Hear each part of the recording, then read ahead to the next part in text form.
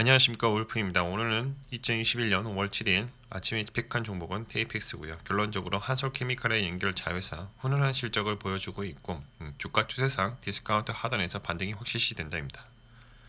투자 아이디어입니다. 박스 테이프 말고 산업용 테이프를 꾸준히 만들어 나가는 그런 회사. 매출이 산업용 테이프가 좀 괜찮은 회사고 많은 고객수를 확보한 회사로 TAPX를 뽑아보았습니다. 바이포인트 셀포인트입니다. 주가 추세상 추세내, 여기서 추세내라고 하면 빨간 선과 이 보라색 선을 말합니다. 이 30, 그 안에 30선을 이제 쭉 타고 올라가는데 30선은 반등을 기대하고 있고 지속적으로 우상향하는 것으로 기대를 하고 있습니다. 그렇게 되고 있고요. 오늘은 좀 한 2%대 올랐죠. 계속적으로 우상향할 것으로 보고 있습니다. TPS 같은 경우에는 하나금투에서 김경민, 김주연님께서 자료를 올려주셨는데 일단은 전년 동기 대비 20%의 수준의 성장을 기대한다는 부분이고요. 2차 전지용 테이프 매출이 작년에는 350억 원 달성했는데 이번 올해도 그 동시에 약간 증가하는 흐름을 기대해 본다. 근데 약간 레포트가 좀 실망스러운 게 21년 실적 전망치는 없어요. 좀 약간 너무 성의 없는데 뭐 어쨌거나 밸류에이션 리레이팅 1차 관문은 미국 경제사가 생산하던 테이프 필름 소재의 국산화 여부에 달려 있다. 그리고 테이프엑스 같은 경우에는 배터리스 에코시스템 중심으로 2차 전지용 테이프 시장의 입지를 넓혀가고 있으며 두 번째, 모바일용 OCA 시장의 문을 지치지 않고 두드리고 있어서 긍정적이다. 자, 그래서 테이프엑스가 뭐 하는 회사냐? 보시면 알겠지만 전자소재용 테이프도 만들고 포장성재용 테이프도 만들고 소비재용 테이프도 만듭니다. 근데 이제 매출의 구성이 52% 주로 이제 OCA, 2차 전지용 테이프, 뭐 이런 반도체용 테이프, 이런 테이프를 만드는 회사죠. 주요 매출처를 보면 삼성 SDI, 에너지솔루션, 무라타, 그리고 SK이노베이션 이렇게 되어 있습니다. 그 외에 이마트, 트레이더스, 농협, 스타벅스 이렇게 되어 있어요. 그리고 이제 업계에 계신 분 알겠지만 이 테이프를 보면 딱 아시는 분 계실 거예요. 업계에 있다 보면 캡톤 테이프, 테이프엑스 이런 캡톤 테이프를 만드는 회사입니다. 그러니까 내열성에 강한 꼭 필요한 테이프죠. 비싸고요. 서버 스토리입니다. 연준의 인내심 그리고 더 많은 돈. 일단 연준은 인내심을 가지고 돈을 더 뿌리고 있다고 합니다. 그 실제로 뿌리고 있고요. 명목은 사실 고용의 질입니다. 아직까지 개선이 쉽지 않죠. 그래서 테이퍼링은 유동성 자체 축소가 아니라 추가 공급을 조정하는 겁니다.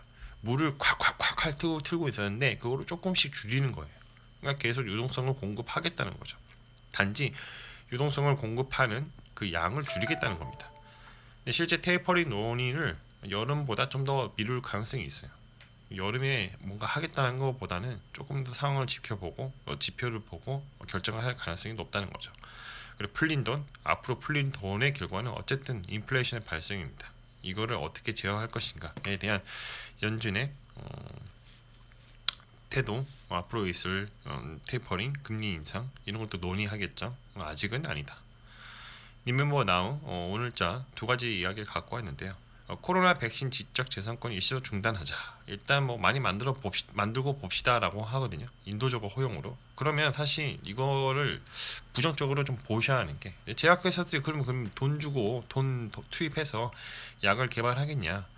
설령도 다른 나라에서 그걸 만든다고 해도 제조 과정 중에서 부작용이 있을 수 있고 과일 공급에 따라서 문제가 발생할 수 있다는 거죠. 두 번째 이야기입니다. 도지코인 시총 100조. 사실상 금이나 은은 오랫동안 내재 가치가 없었던 자산 중에 하나였습니다. 그러나 이게 모든 사람들의 동의로 자산으로 인정받은 거죠.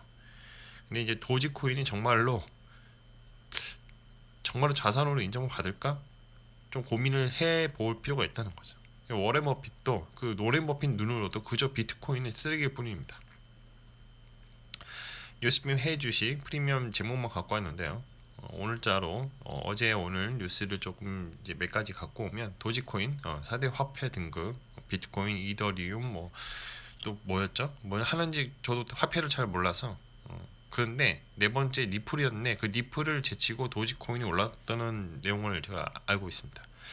엔비디아 40%더 뛴다. 데이터 센터향 매출이 더 올라간다는 뜻이고요.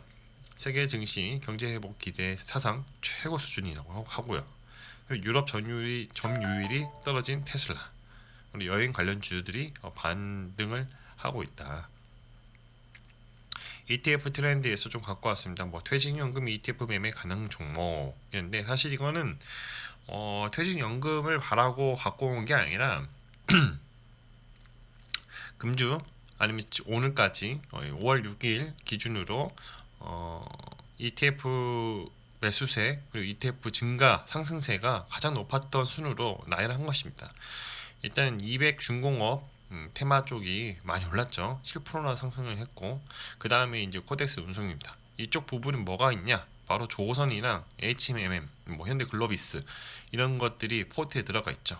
그리고 요즘 금값이 최고로 찍고 있죠. 그래서 이제 타이거 구리 실물 ETF 얘네들은 무슨 창고 계약으로 이렇게 뭔가 포트가 이렇게 들어가 있는데 어쨌든 구리가 최고값을 이제 하고 계속 갱신하고 있기 때문에 구리 실물 ETF가 올라가고 있고 여행에 대한 개선 기대감 최근에 여행 관련주가 반뜩 이렇게 상승을 했는데 그게 이제 ETF 가격 상승을 이끌어냈다. 그 외에 기계 장비, 뭐 산업재 이런 것들이 순위에 올라왔습니다. 초대형 기술주의 성장을 막을 수 있는 것은 결론적으로 기술주는 실제로 실적을 내고 있습니다. 그래서 금리 인상을 한다고 해서 성장을 막을 수 있을까? 다시 한번 생각해 보자는 거죠.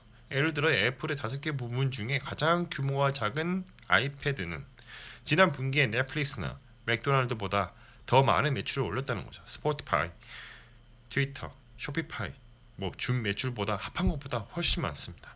돈을 벌고 있어요. 그리고 예를 들어 또 아마존 웹 서비스 AWS를 보면 이쪽 부문은 지난 12개월 동안 무려 480억 달러의 매출을 기록했다 합니다.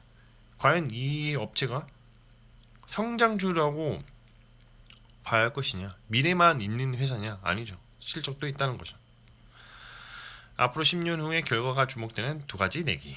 이제 새로운 내기가 생겼다. 말루크는 쿠반에게 10년 후에 S&P 500과 쿠반이 고른 종목 중에 어떤 게 더 좋은 성과가 낼지 내기를 걸었다고 합니다. 그래서 그 내기가 뭐냐? 첫 번째, 쿠반이라는 사람이 왜 비트코인이나 또 이더리움이 S&P 500보다 성과가 더 좋다. 아니다. 말루크는 S&P 500이 성과가 더 좋을 것이다.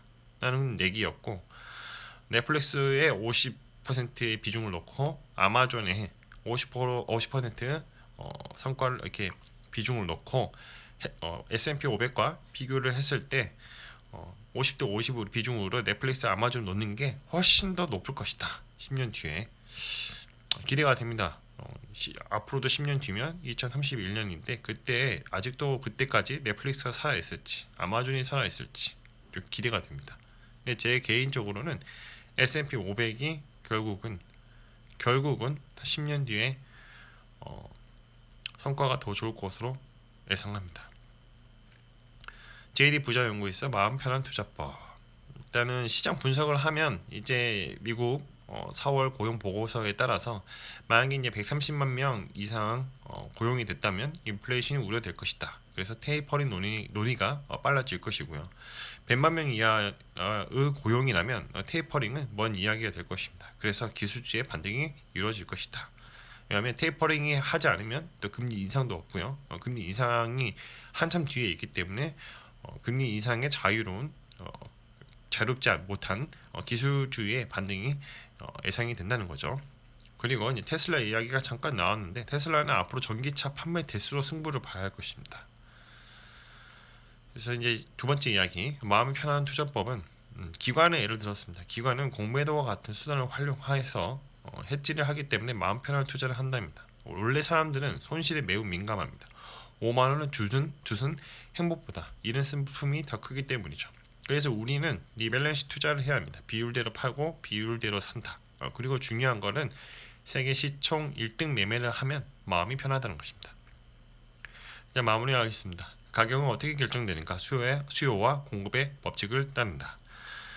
펀더멘탈 따라 주가가 흘러가고 있는 과정 중에 어떤 특정 이슈, 호재거리가 발생했다. 그러면 이런 옵션 가치의 반영이 시작되는 거죠. 주가는 계단식으로 상승하게 되고 그 와중에 가속화가 발생합니다. 이런 옵션 가치가 최대치일 때 가격이 바뀌었으므로 사람들의 생각도 바뀌게 됩니다. 그러면 누군가는 매수할 것이고 누군가는 매도할 것입니다. 결국 주가는 시간이 지나서 주가는 이제 펀더멘탈로 다시 수렴하게 되죠. 그게 바로 리얼 옵션 만기입니다. 모든 가격은 시간에 종속되어 있습니다.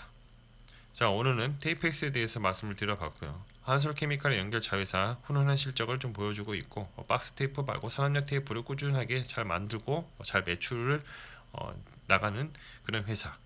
주가 추세상 디스카운트 하단에서 반등 확실시 된다. 31선 정확하게는 31선에서 반등이 확실시 된다는 거고요.